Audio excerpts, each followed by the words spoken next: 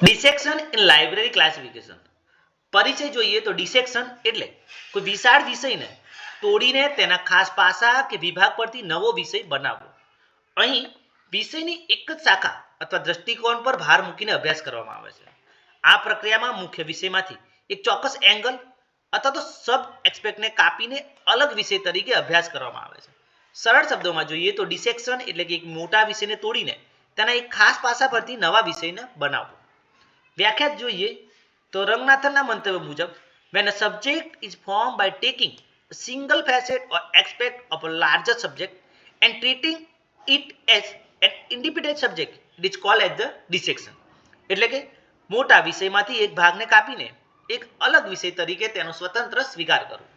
લક્ષણો જોઈએ તો પેરેન્ટ સબ્જેક્ટમાંથી ઉત્પન્ન એટલે કે નવો વિષય મોટા વિષયનો એક ભાગ છે. સિંગલ ફેસેટ બેઝ એટલે કે માત્ર એક પાસાને પસંદ કરવામાં આવે છે. સ્પેશિયલાઇઝેશન તો વિષય વધુ વિશિષ્ટ અને કેન્દ્રિત બને છે. સબ ડિવિઝન નેચર એટલે કે મૂળ વિષયનો ઉપવિભાગ તરીકે ગણાય છે. સ્ટેબિલિટી જોઈએ તો ક્યારેક લાંબા ગાળે તે સ્વતંત્ર વિષય પણ બની શકે છે. ઉદાહરણ તરીકે પેરેન્ટ સબ્જેક્ટ છે ફિઝિક્સ એટલે કે અહીંયા ફિઝિક્સ એ મુખ્ય સબ્જેક્ટ છે જેનું ડિસેક્શન કરવામાં આવે તો કેવા પ્રકારના સબ્જેક્ટ બની શકે છે તો થર્મોડાયનેમિક્સ, ઓપ્ટિક્સ તથા ન્યુક્લિયર ફિઝિક્સ જે પેરેન્ટ સબ્જેક્ટથી એટલે કે મુખ્ય વિષયથી અલગ સબ્જેક્ટ છે જે ફિઝિક્સના ડિસેક્શનથી બનેલા છે. બીજું ઉદાહરણ છે હિસ્ટ્રી. ડિસેક્શન કરીએ તો history of India, history of Europe, economic history. Parent subject છે બાયોલોજી. એનું ડિસેક્શન કરે તો ઝૂલોજી, બોટની તથા માઇક્રોબાયોલોજી જેવા સબ્જેક્ટનો ઉદ્ભવ થાય છે. અહીં બધા ઉદાહરણોમાં મુખ્ય વિષયમાંથી એક શાખા અલગ કરીને નવો વિષય બનાવવામાં આવ્યો છે. હવે કમ્પેરિઝન કરીએ આપણે ડિસેક્શન, લેમિનેશન અને લૂઝ એસેમ્બલની. તો મૂળ સ્વરૂપમાં જોઈએ તો ડિસેક્શનની નજરે પેરેન્ટ સબ્જેક્ટમાંથી એક ભાગ તોડવો. લેમિનેશનમાં નજરે જોઈએ તો એક વિષય પરથી બીજાનું સ્તર ચડાવવું. લૂઝ એસેમ્બલના મતે જોઈએ તો વિષયોનું ઢીલું જોડાણ. સબ્જેક્ટ રિલેશનશિપ જોઈએ તો parent subject plus sub aspect. લેમિનેશનમાં main subject plus secondary view. આમાં કોઈ જ ઓર્ગેનિક સંબંધ નથી. ઉદાહરણ તરીકે ફિઝિક્સનો બીજો વિષય છે ઓપ્ટિક્સ. અહીંયા છે હિસ્ટ્રી ઓફ લિટરેચર, મેન વિષય છે લિટરેચર જેના પર હિસ્ટ્રીનું લેમિનેશન કરવામાં આવ્યું છે.